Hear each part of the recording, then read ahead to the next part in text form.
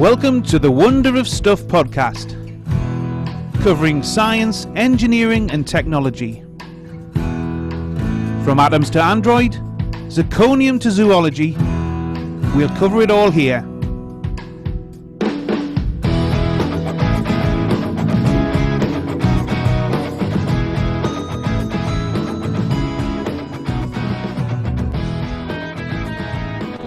Well, hello and welcome to episode number 9 of the Wonder of Stuff podcast. Broadcast live and Google Hangouts on air every weekend. Tonight, it's Saturday. This is the place, as ever, where you will find news, information and commentary on science, engineering and technology from the past week and beyond, and anything else that interests us and it pops up inside our little human brains. As ever, my name is John Gardner, and to help me out on this journey to knowledge, let me introduce my colleagues, Richard Smith and Ross Davidson. Hello, chaps. Hello. How's everybody? Tickety-boo? Yep, very good. Jolly good. Well, without further ado, we'll crash straight onto this episode, and we'll go to Ross, who is going to tell us why the world is a more perilous state. Well, oh, is it? Well, yeah, this is basically about something called the Doomsday Clock. Now, people may have seen this in the news recently. And what the Doomsday Clock is it's a symbolic clock. It's not a real clock, even though one of the, I think it was BBC reported it's been an atomic clock. I don't know why I thought it was an atomic clock.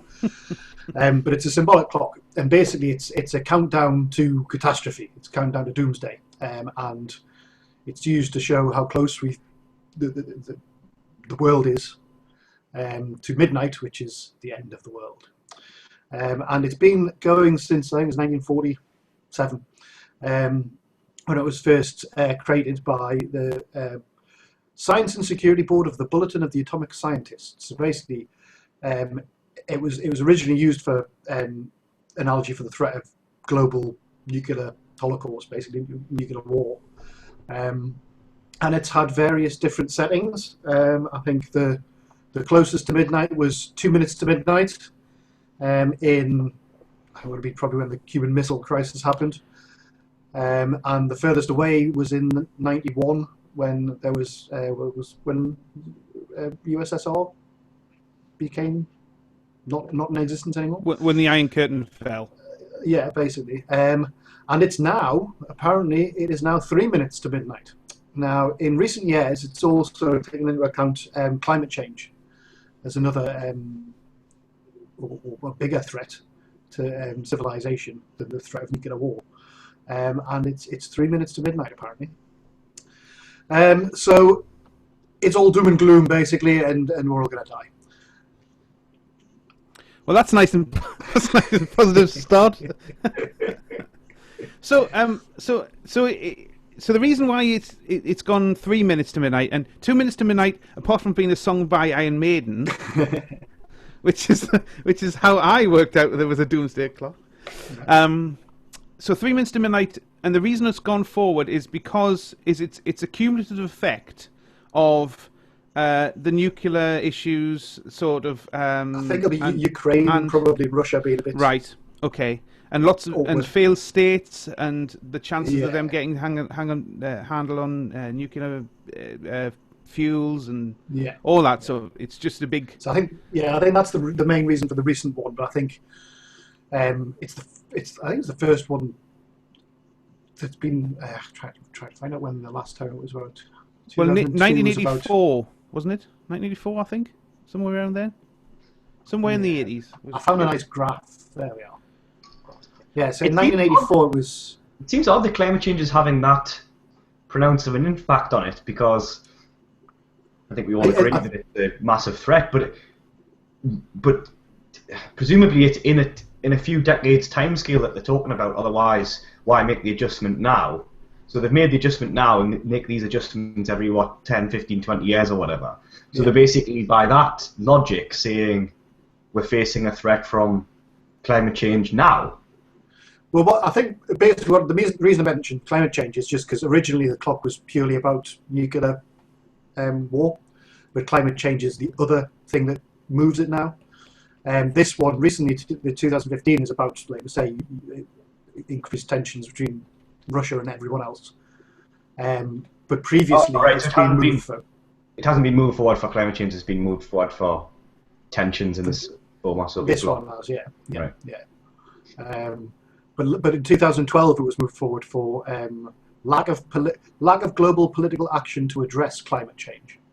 So it's a symbolic thing. So basically, they're saying we're moving closer to midnight because of this, or we're not doing that, or there's an increased risk to this. So, but it's quite interesting. I mean, like I said, the furthest away it's been from midnight, in 1991, was 17 minutes. So, and that was when the Soviet Union dissolved and the Strategic Arms Reduction Treaty was signed. And it's been moving forward ever since, although it did move back 1 minute in 2010. Oh, well, I'm glad I brought 2 children into this world. Well, you, out of the 3 of us here, you are the only one who's decided to do that. Personally, I don't trust the goddamn world. It'll not last round till the end of the week. But yeah, no, 1984 was the last time it was 3 minutes to midnight. It says here, and but the thing is, the interesting thing is, there's a load of it. It's atomic scientists who have put this. Now, that's fine. They know about atomic things. Yeah. But what do they know about climate change? Well, I don't know whether they still actually control it. I just know they started it. Because it's like a board of like 17 Nobel Prize winners who get together and decide it. So they're not all necessarily physicists, it could be biologists as well, and it's been maintained since 1947 by the Bulletin of Atomic Scientists. Well, I mean, you could argue that there's 18 Nobel laureates. You could argue that climate change is you could argue it is a fact. Climate change is a man-made climate change is a scientific consensus. Therefore, you don't really need an opinion on the matter, do you? Yeah, that's very true, Richard. But we all have opinions on the matter. You're not allowed them, though. With scientific consensus, you're not allowed an opinion. I don't think. Oh yes. You're allowed Mr. Stalin, how are you? You're allowed an opinion on what we might do about it, but you're not allowed an opinion on whether it's true or false. It's just like you're not allowed an opinion on whether we evolved, and you're not allowed an opinion on. Well, you can have one, but you'll be wrong. It's like having an opinion. Are we really here having this conversation? Well, all right, whatever. Yeah, you can have an opinion. Oh, Richard,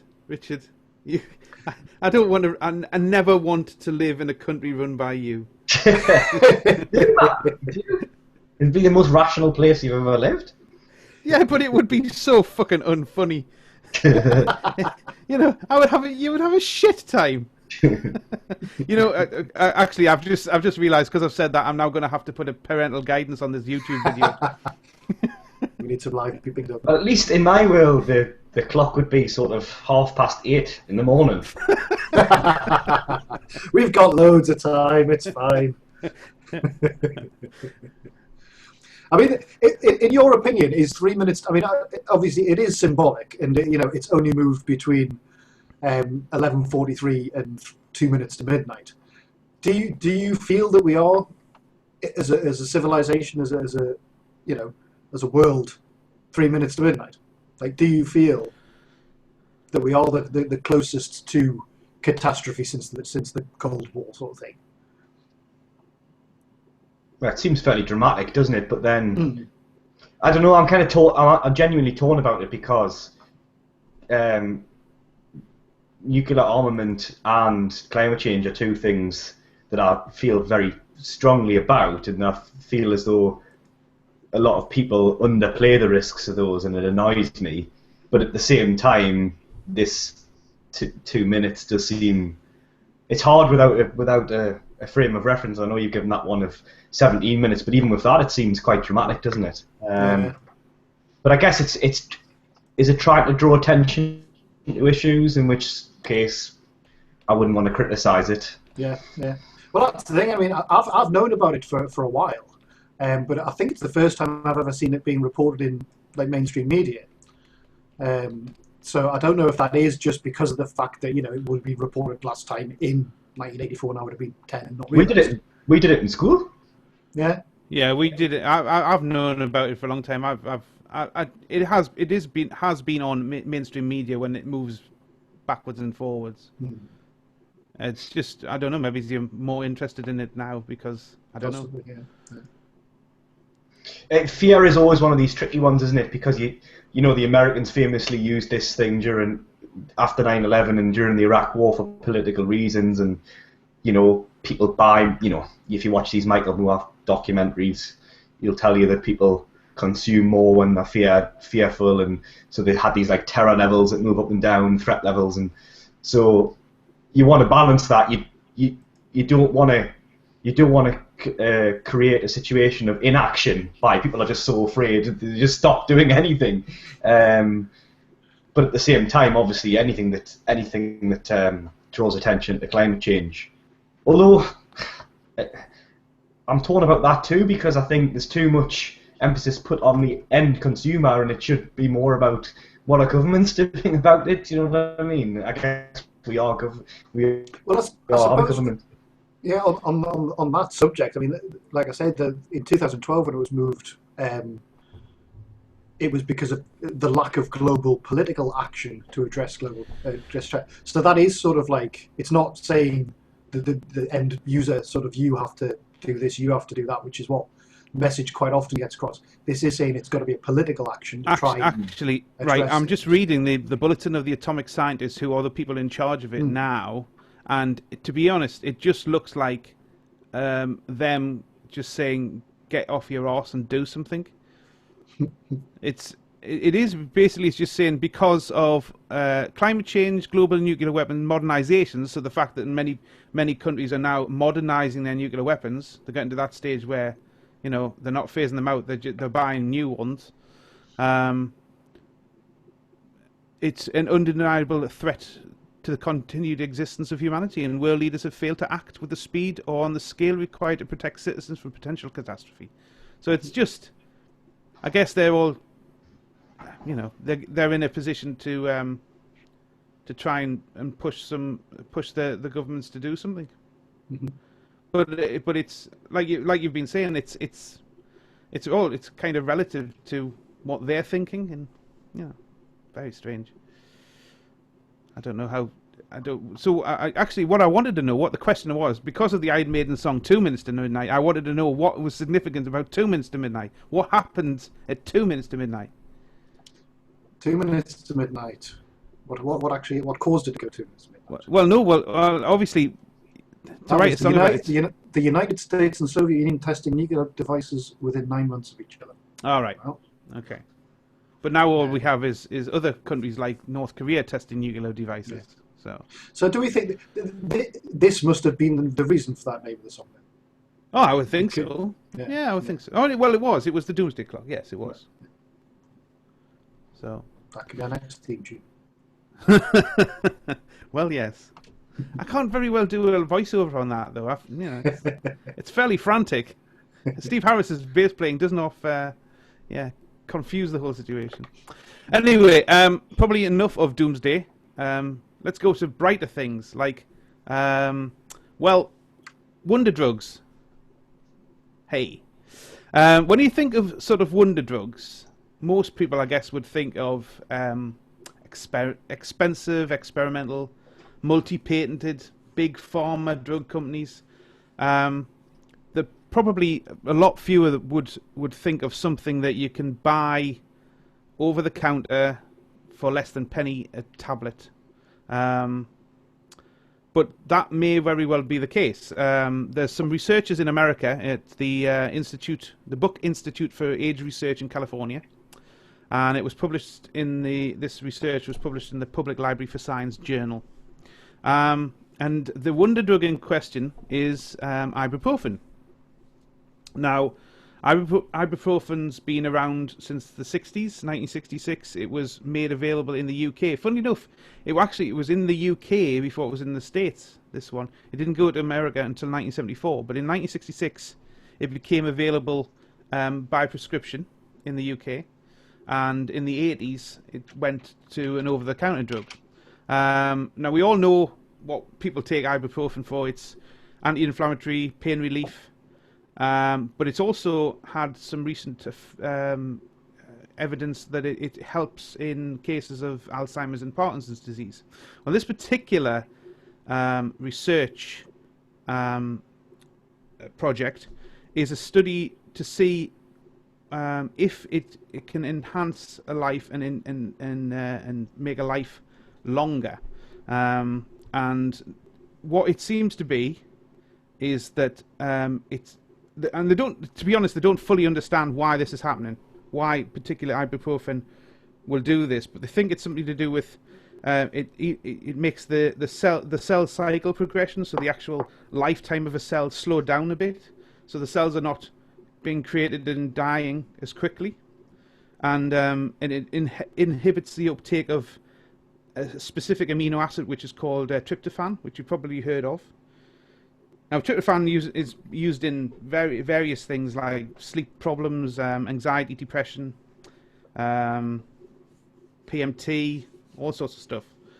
So, but this is what it is. Now, they've done a study. Now, I know Richard. This is the question that Richard was going to ask. At least, Richard, you probably was going to ask it. What have they done the study on, John? Well, they've done it on fruit flies. Yeah. How do they get a fruit fly to eat ibuprofen? I struggle with that. I don't know. But fruit flies and worms and yeast. There you go. So there's probably some you know, to give it into humans is probably a big it's not transferable directly, perhaps. I know. I certainly. I think I read something that our beloved Dr. Ben Goldacre on his Bad Science website said, "Yeah, I think he just laughed." But yeah, I know, Richard, you've got something about this because I guess the other wonder drug would be aspirin, and I know you've got something on this. Well, yeah, I mean, aspirin. I think earlier last year or maybe the year before, the largest study of its kind on aspirin was done, and that's a wonder drug. I mean, it's a natural remedy in the sense that it's from willow bark, but it's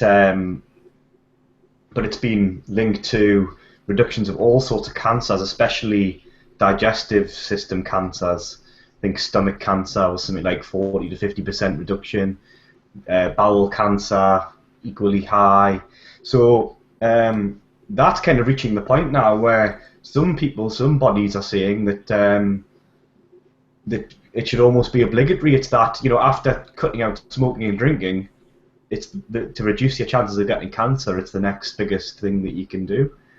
There's a few caveats. I think the main ones is to do with ulcers, stomach ulcers. If you're at risk of that, bleeds from those. Yeah, I was going to say, if you took, I don't know what the recommended dose is for aspirin, ibuprofen, paracetamol, that sort of thing, but say 2 to 3 tablets or whatever a day.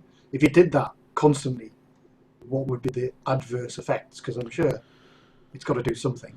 Yeah, well, you definitely wouldn't want to be taking paracetamol regularly because that's toxic. But as far as aspirin goes, it's a small, like a baby aspirin, 75 milligrams, I think it is.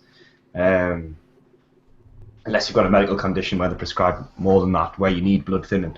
But all sorts of amazing effects. But like I say, there is a couple of caveats. One is stomach ulcers. The other is hemorrhage strokes, the ones that occur in the brain.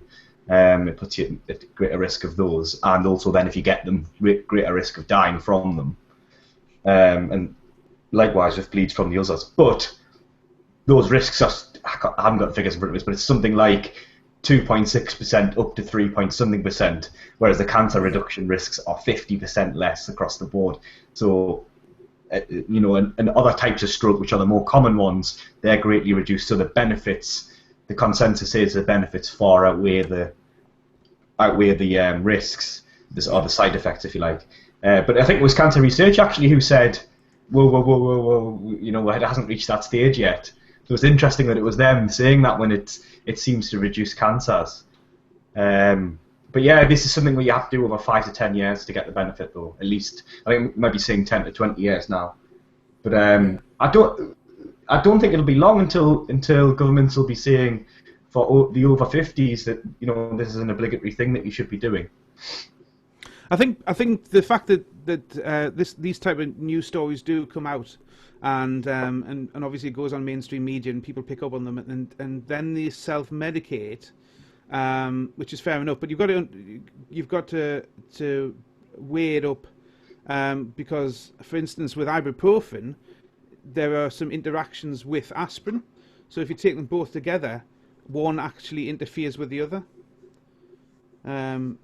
So, like ibuprofen, the U.S. Food and Drug Administration say that it can interfere with the antiplatelet effect of aspirin. So you've got to be careful what you're doing. And obviously with like I say, I mean, Richard said with aspirin you've got various gastrointestinal things such as stomach ulcers and bleeding and stuff like that.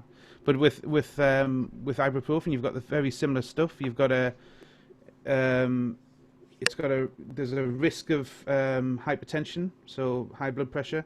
There's a risk of various skin ailments, and it's obviously there's a risk of overdosing with it. But it's interesting that we've got these drugs which have been, obviously aspirin's been around considerably longer than ibuprofen, but as it's been around more and more, all of these extra things, other than the primary reason, are coming to the fore, and it's getting to the stage now where we're building up sort of multi levels of drugs.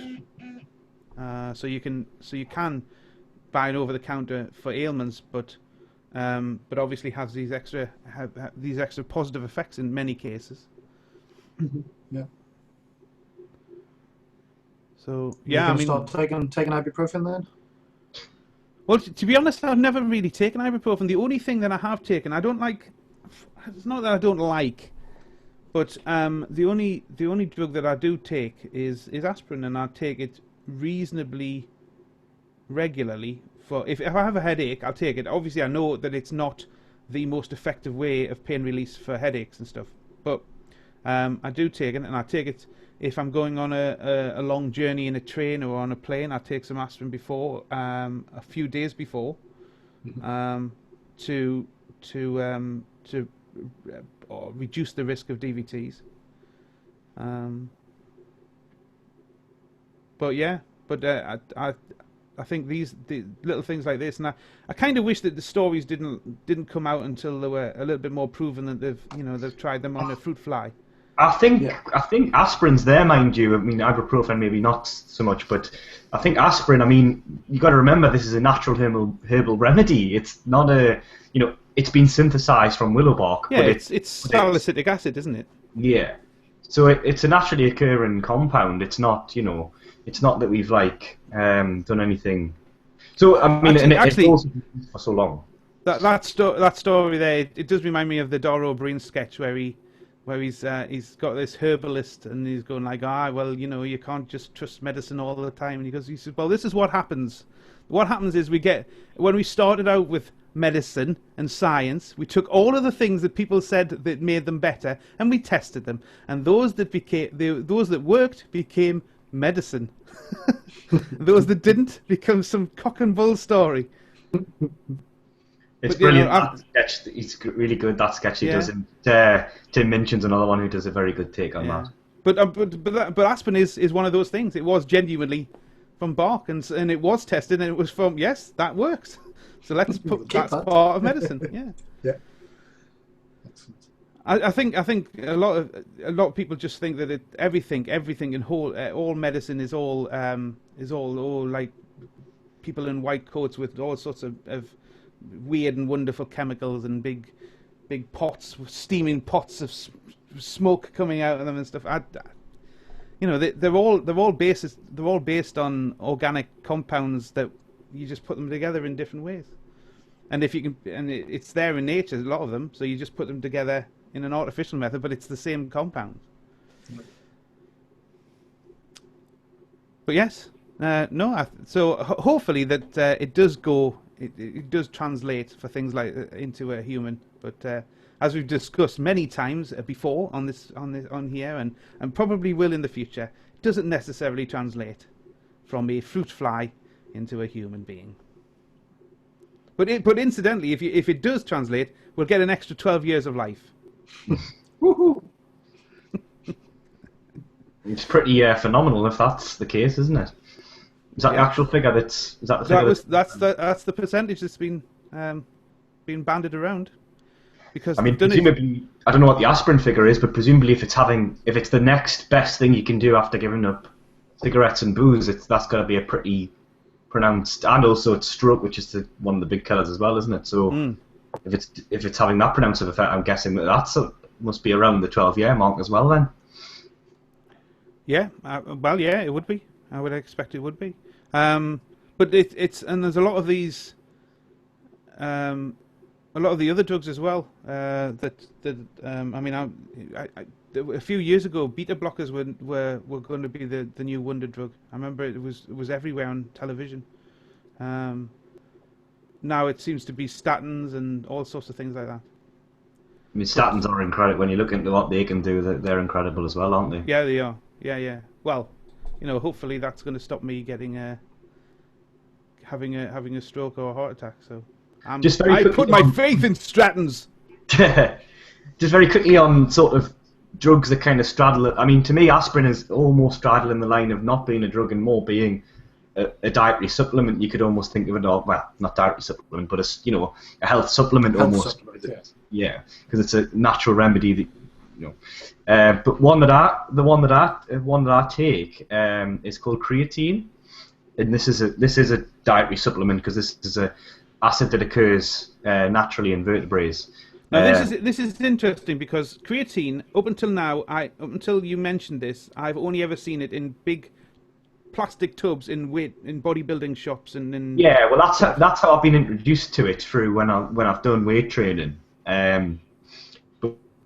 But there's been studies on it that almost suggest that it could be good for everyone. So this is something that human blood's 1% creatine. So this is, as you can imagine, it's just abundant. I think muscles are 0.5% creatine. But it's one of these substances that have been in the muscle building industry. There's obviously lots of stuff that you can get, and some, when you look into the research that's been done, have been found to have no efficacy and are just bunk basically. But this one, there's been lots of studies and it's shown so many promising things across multiple studies as well to a level of consensus that's quite impressive. But here's just some of them. So it increases the formation of ATP, which is a chemical that transports energy for metabolism. So it helps supply energy to all cells in the body. It's an effective antioxidant, which is great news.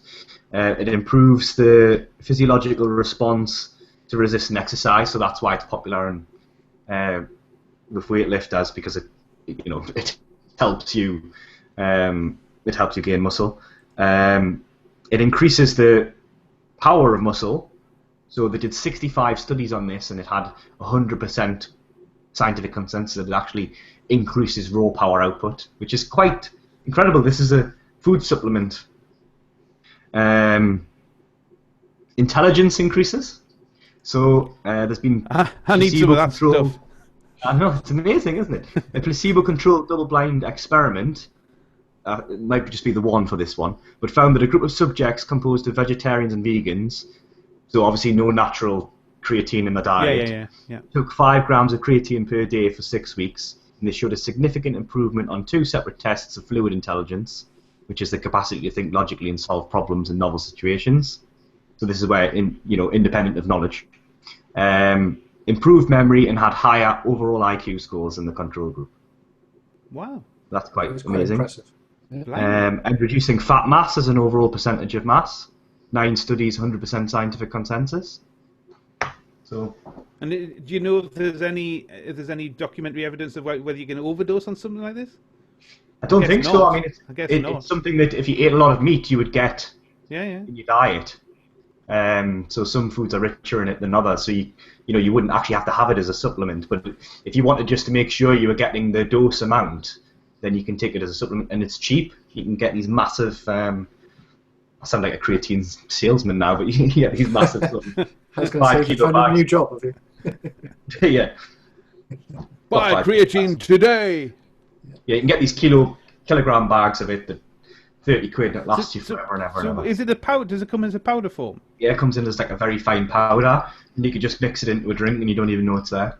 It's tasteless, odorless. So it just completely dissolve? Yeah.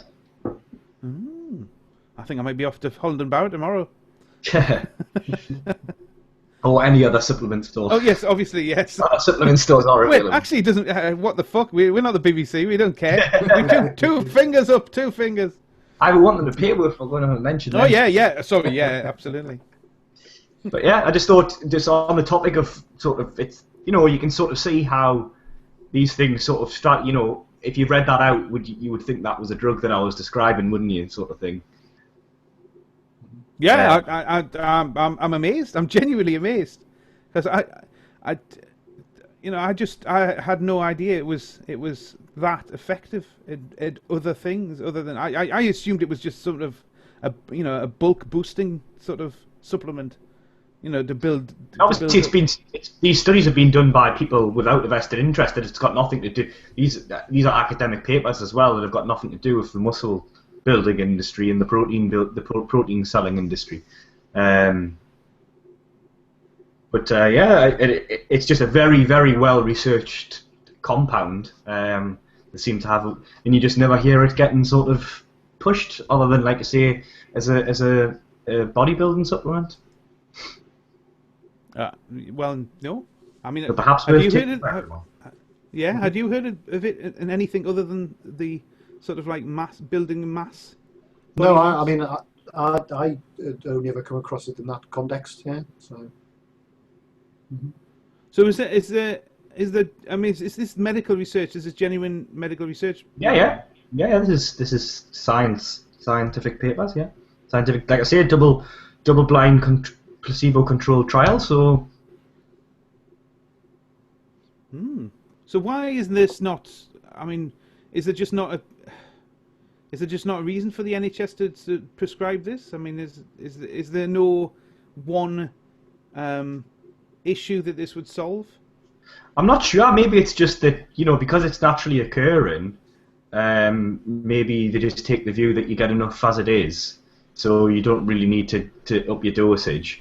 And the same could be said of a lot, I guess you could say it about good fats, you could say it about fibre. There's all sorts of things that are naturally occurring that you could supplement with and be better off having. Either, when I say supplement, I don't mean necessarily powder out of a bag. You could supplement with it by getting it through food, but that can be hard work if something occurs in small amounts and the full benefit comes from having quite large amounts.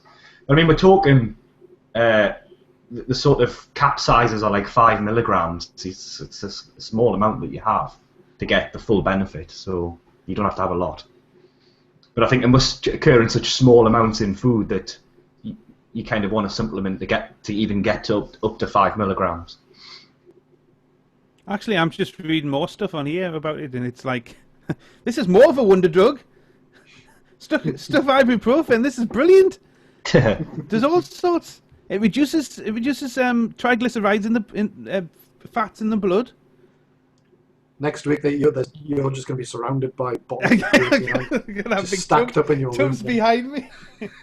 I mean, I purposely the examples I gave, I purposely picked those because those are the most proven, if you like. Those are where there's sort of lots of studies. Where there was just one study, I didn't bother mentioning those. But yeah, it's promising in loads of other regards as well. But these are ones where it's almost a foregone conclusion that it's true, if you like. Wow. I'm getting some tomorrow, definitely. Excellent. Well, that's great. That's reduced a few pounds out of my bank balance. Thanks, Richard. and hopefully let me live for the rest of the century. Right, Ross, you've got another story, and this is about small embedded computers in Stuff. in these, I believe. Well, yeah, this was I was reading this on Reddit last week, and it's a Polish company, I think it is, who are releasing something called the Mouse Box. Now, I was thinking, is this a good idea or terrible? And I was thinking in sort of computing history, the actual computer has been embedded in all of the different bits. So, you know, you've had it in the monitor, you've had it in a separate box, you've had it in a keyboard. You know, when we had things like, you know, the Amiga and Commodore and Spectrum and stuff, it was in the keyboard. The mouse is something that a computer's never been embedded in. But yeah, this company, Mousebox, are doing it. And basically, it's a mouse, and you plug an HDMI cable into it that goes into your monitor, and it connects via Wi-Fi.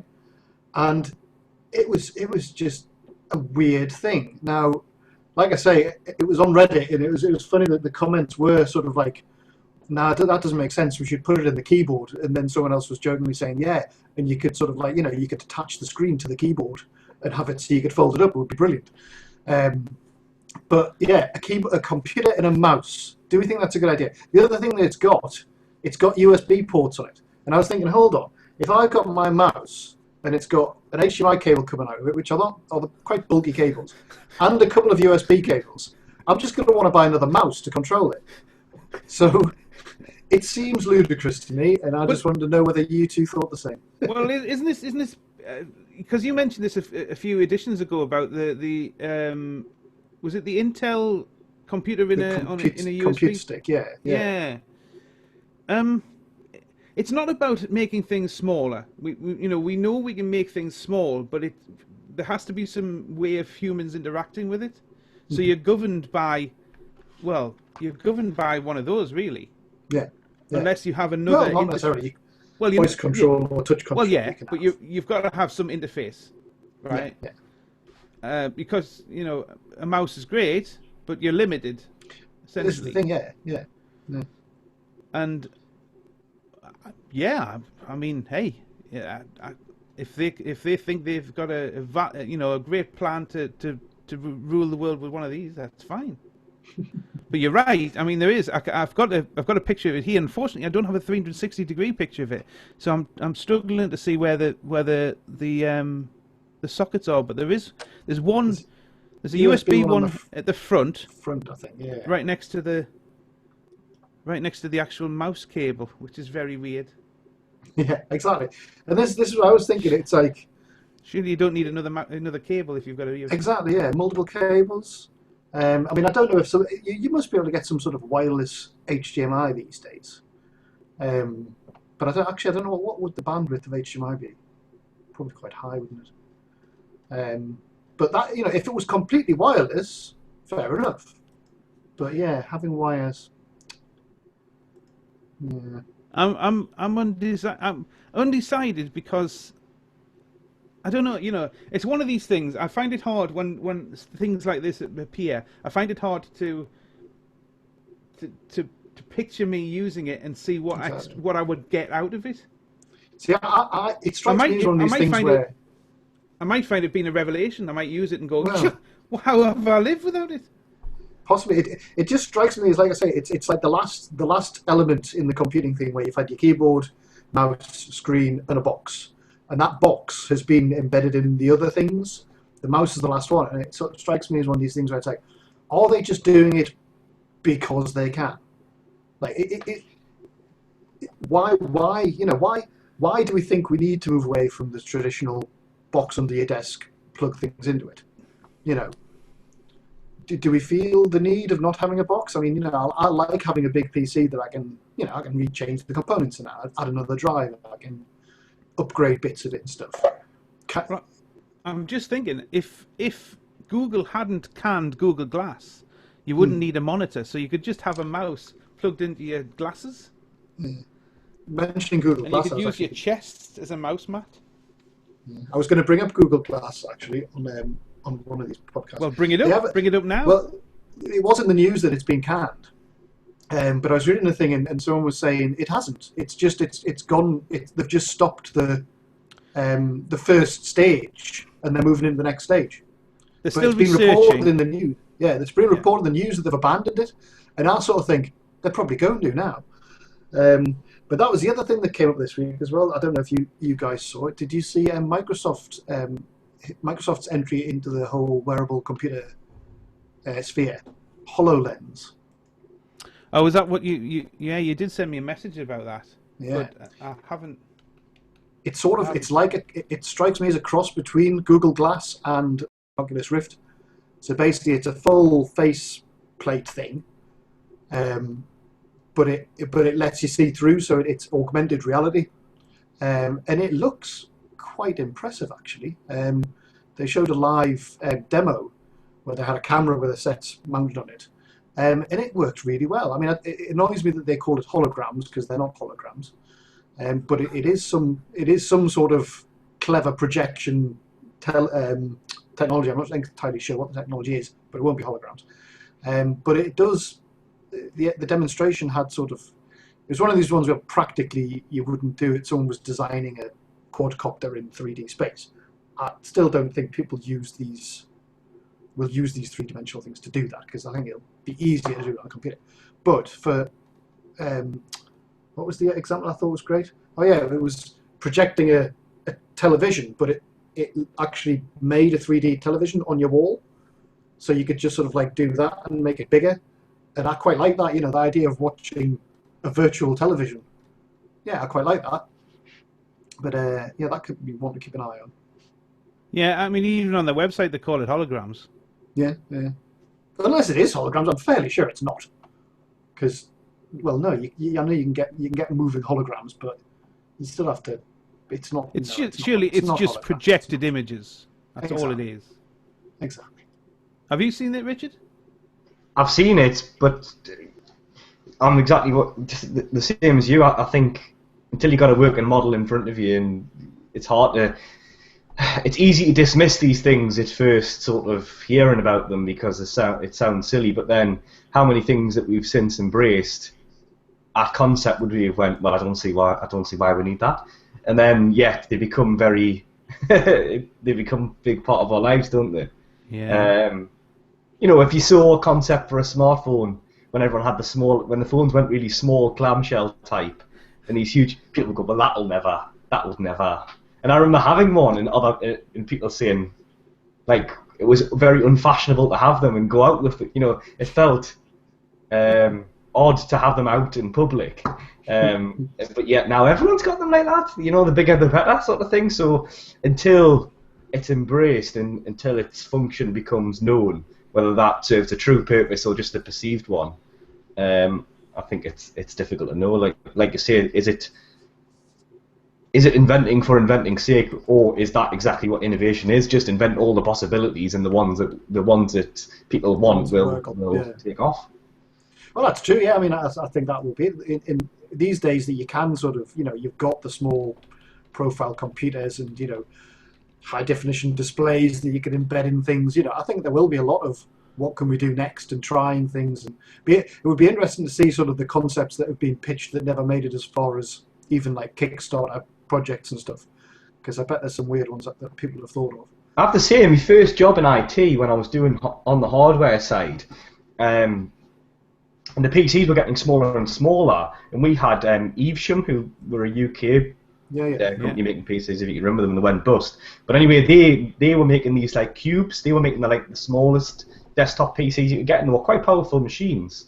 And I remember the Evesham engineer coming out to replace a motherboard, and he was saying, it's a matter of time till everything's just on the board, and the hard drive's just a chip on the board as well, and then there'll be no need for hardware engineers. All they'll do is send you out the board, and you just change the board, and then it's done. And I remember thinking, yeah, he's probably right about that, and it's never really happened. And then with the invention of dumb terminals and stuff like that, and Citrix, the rise of Citrix and stuff, I could see it going where all you had was the peripherals and the compute power was all in the cloud. And again, that seems to have taken off really, really slowly. And the part that's taken off doesn't seem to be the end consumer. It seems to be, business compute, your server power in the cloud. The sort of desktop level hasn't really happened yet either. And I'm just quite surprised. It's one of those where, well, I guess it's quite common, isn't it, where the projections are, it'll go up in this linear fashion and it doesn't quite. But yeah, I don't see why. And to answer your question about the box under the desk, to me, the reason you get rid of it is for that, where the compute, you just pay a subscription for amount of compute and you just have the peripherals. Why you'd want to try and move the box into a mouse, I mean, you're just going to lose power, aren't you? Yeah. Because no matter how small you make, this whole thing of stuff becoming, the Japanese are very good at making stuff very, very small, but still, the more silicon, the better. So it's presumably, if you can get it really small, just have a box that's 4 times the size, but still very small, that's 4 times as powerful, presumably. Yeah, I think a lot of this is it's not. Let's be straight here. Let's be upfront. It's not a technological reason why a lot of these things haven't caught on. It's basically because they haven't managed to flick that switch in the average person's head. They haven't made it sexy or wantable or, desirable. That just hasn't happened. Technology could be brilliant, but it hasn't worked because they haven't got the marketing or they haven't got it right. And I think that this might, they're a small little company in Poland trying to do this, and yeah, it's for me probably for the first half an hour it'll be a bit of a novelty, but then ultimately I'll be like, well, I need something else, and that's probably can't give it to me. Well, I think I know how to finish a topic. Dead in the water. But I think we have reached our allotted time again. That's another one has whizzed by. As always, please tweet us with ideas, questions. We've all got our little handles on. Or if you wish, you can email us on wonderofstuff@gmail.com. Again, I have promised to get the blog up and running. Again, I have failed wholeheartedly in getting that up and running. At least we have now got it. It's just it looks like a Barbie doll's sort of like website really at the moment. Too much pink. But we will look at it and we will get it up there. But that is all for now. We hope you've enjoyed it. We've enjoyed making it as always. So I guess if there's nothing else from everybody else, then we shall say au revoir and see you next time, hopefully with some special guests. So that's all from Wonder of Stuff. Goodbye. Bye-bye. Bye.